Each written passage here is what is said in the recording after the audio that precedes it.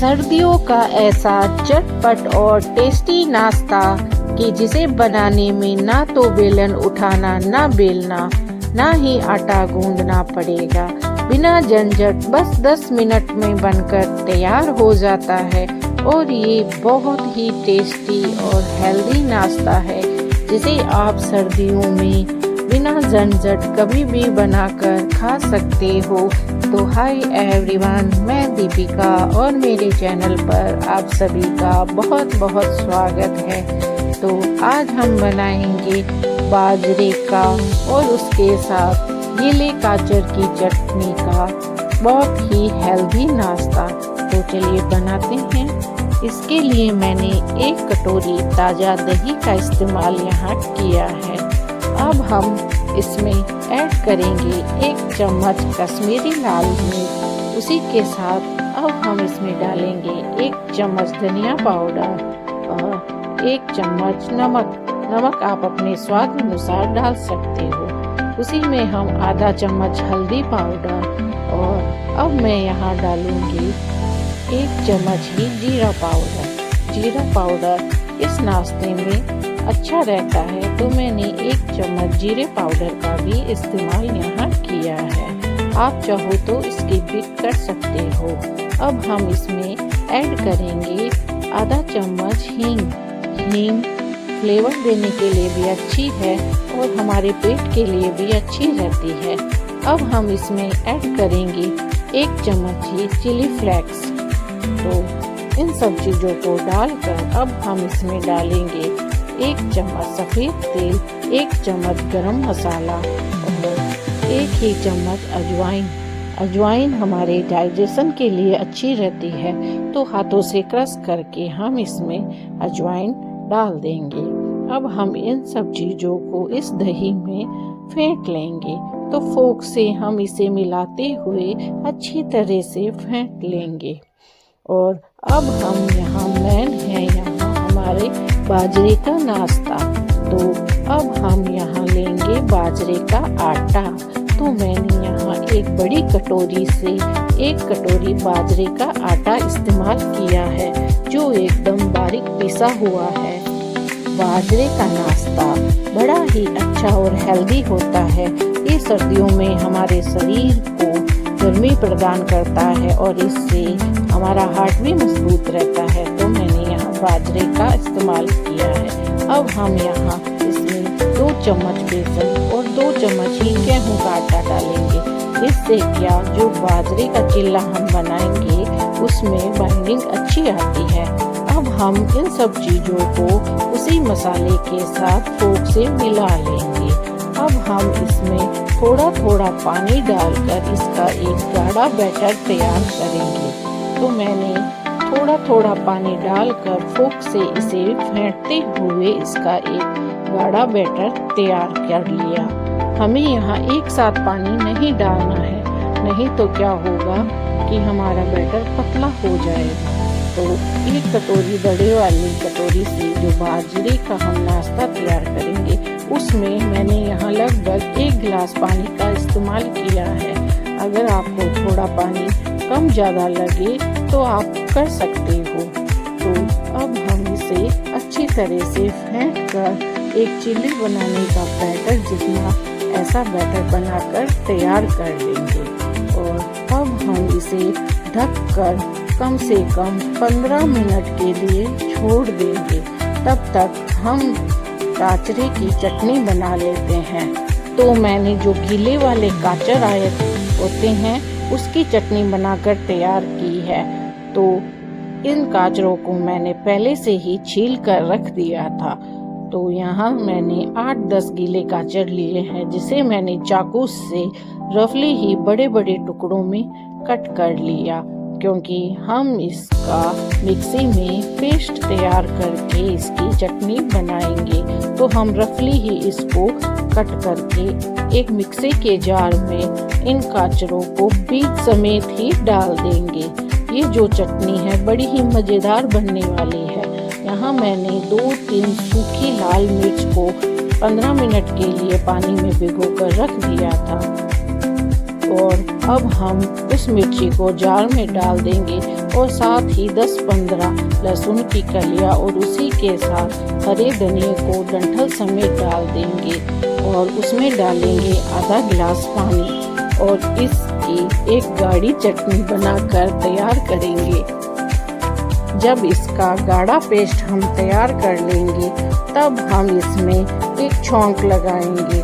तो मैंने एक बर्तन में सरसों का ऑयल लगभग एक बड़ी चम्मच जितना सरसों का तेल अच्छी तरह से धुआंधार गरम करके उसमें 1 चम्मच कलौंजी 1 चम्मच सौंफ डालकर उसका छौंक लगा दिया और जब ये अच्छी तरह से तड़क जाएंगे तब हम इसमें पीसी हुई चटनी डालकर इसको पकाएंगे। तो हमें मीडियम फ्लेम पर इनको पकाना है और चम्मच से हम इसको मिलाते हुए मीडियम फ्लेम पर पकने के लिए छोड़ देंगे। बस हमें यहाँ इतना ही ध्यान रखना है कि गैस अगर हम तेज रखेंगे तो ये उछलेगी। अब मैं इसमें ऐड कर रही हूँ 1 चम्मच ही धनिया पाउडर, 1 चम्मच लाल मिर्च पाउडर, आधा चम्मच हल्दी पाउडर और आधा चम्मच ही नमक। ये बेसिक मसाले आप अपने अनुसार कम ज़्यादा भी कर सकते हो और इन मसालों को हम इस चटनी में मिला देंगे और मीडियम फ्लेम के लिए अब इस चटनी को पकने देते हैं। अब मैं यहाँ इस पर ढक्कन लगाकर छोड़ दूंगी। जब ये थोड़ी पक जाएगी तब मैं यहाँ थोड़ा सा यानी आधा कटोरी से भी कम थोड़ा गुड़ ऐड करूंगी। गुड़ से क्या हमारी ये चटनी थोड़ी चटपटी बनेगी।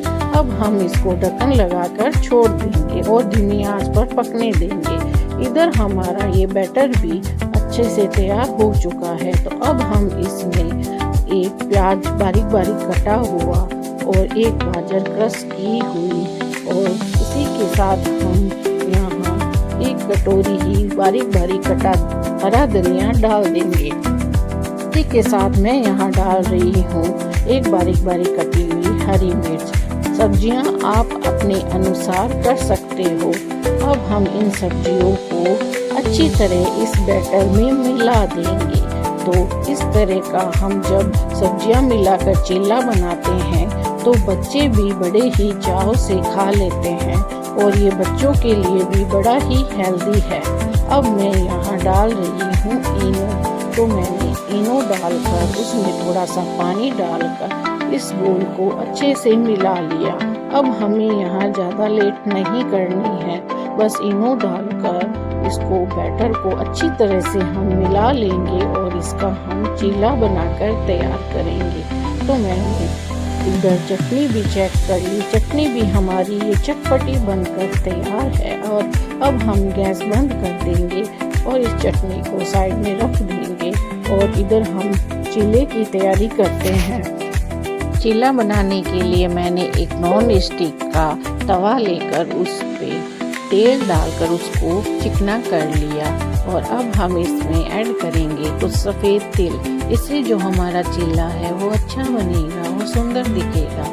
अब हम इसमें 1 चम्मच बैटर डालकर धीरे धीरे डोसे की तरह इसको फैला देंगे।